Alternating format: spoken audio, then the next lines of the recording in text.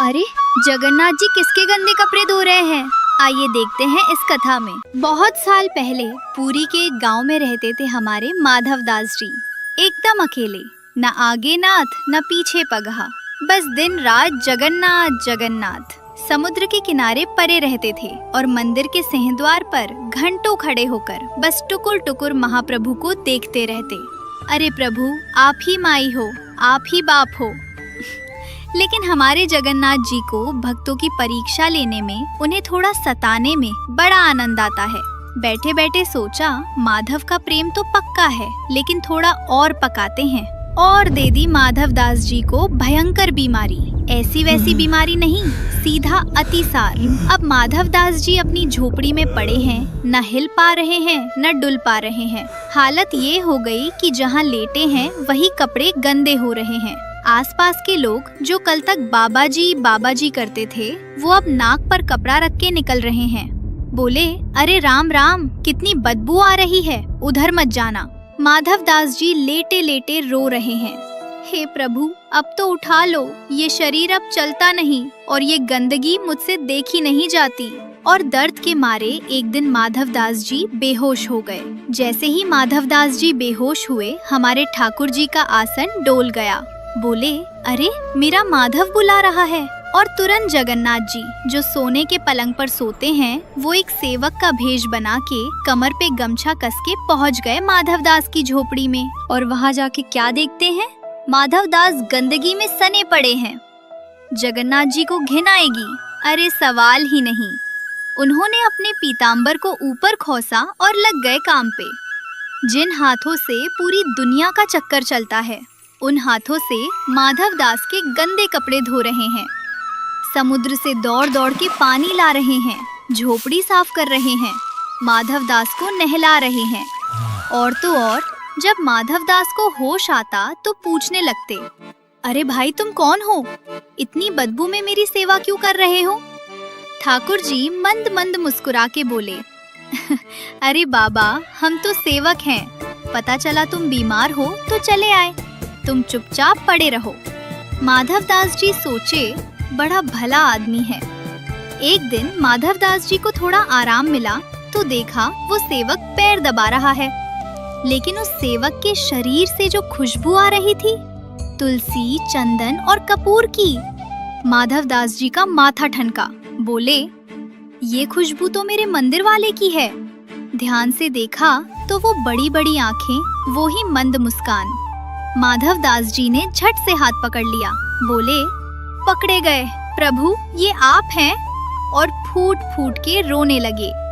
हे नाथ, आपको शर्म नहीं आती? आप त्रिभुवन के मालिक होके मेरे गंदे कपड़े धो रहे हो, मेरी गंदगी साफ कर रहे हो। मुझे नरक में डाल देते, पर ये पाप क्यों चढ़ा रहे हो मेरे सर पे?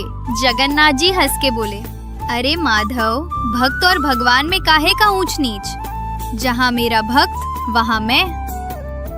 माधव दास जी बोले, वो सब तो ठीक है, पर आप तो सर्वशक्तिमान हैं। चाहते तो एक चुटकी बजाते मेरी बीमारी गायब हो जाती। खुद गंदे कपड़े धोने की क्या जरूरत थी? अब जगन्नाथ जी बोले, अरे माधव, तुम नहीं समझोगे, ये कर्म का नियम है। मैंने सृष्टि बनाई है तो नियम तो मुझे भी मानना पड़ेगा। ये तुम्हारे पिछले जन्म का कोई पाप था जो इस बीमारी के रूप में कट रहा है। माधव दास बोले, तुम मिटा देते इसे। ठाकुर जी बोले, अरे मिटा तो देता, पर फिर ये उधारी रह जाती, और इस उधारी को चुकाने के लिए तुम्हें फिर से जन्म लेना पड़ता, फिर से माँ के पेट में उल्टा लटकना पड़ता। और मैं नहीं चाहता कि मेरा भक्त, जिसने मुझे इतना प्रेम किया, वो सिर्फ एक बीमारी भोगने के लिए फिर से जन्म ले।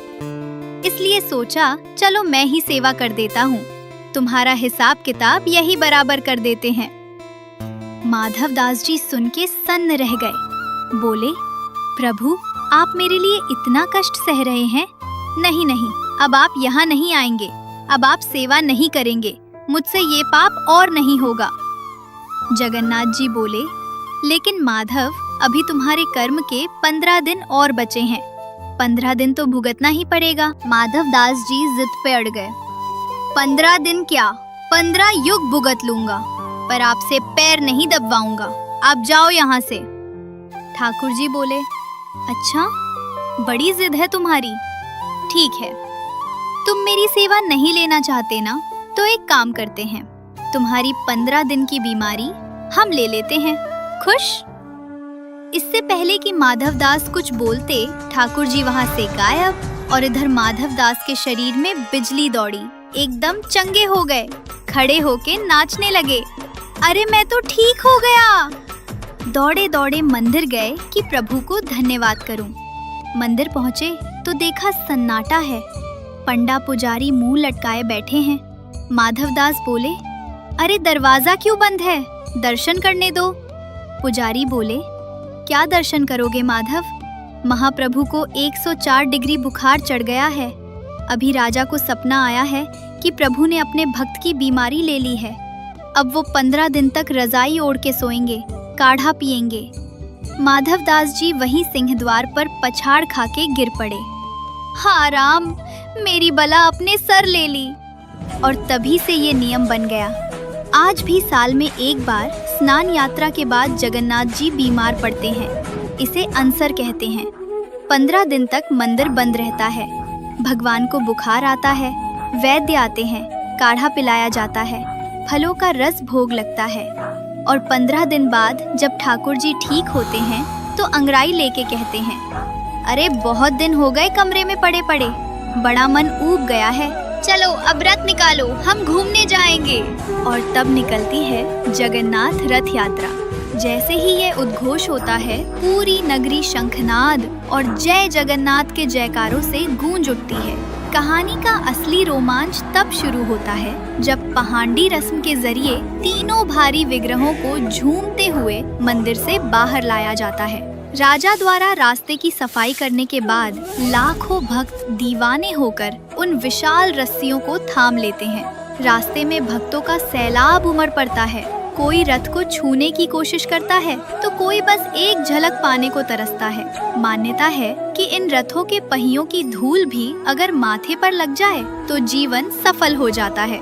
जगन्नाथ जी का रथ नंदी घोष सबसे अंत में चलता है। जैसे वो अपने भक्तों की भीड़ को निहारते हुए धीरे धीरे आगे बढ़ रहे हों। बीच रास्ते में भगवान अपनी मौसी के घर के पास रुककर विशेष पोड़ा पीठा का भोग लगाते हैं। 9 दिनों तक मौसी के घर गुंडीचा मंदिर में उत्सव का माहौल रहता है, जहां वे अपने भाई बहन के साथ विश्राम करते हैं और भक्तों को दर्शन देते हैं। यह यात्रा केवल एक धार्मिक आयोजन नहीं, बल्कि भगवान और भक्त के अटूट मिलन की एक जीवंत दास्तान है। अगर आपको ये वीडियो पसंद आई हो तो लाइक, शेयर और सब्सक्राइब करना ना भूलें। जय जगन्नाथ।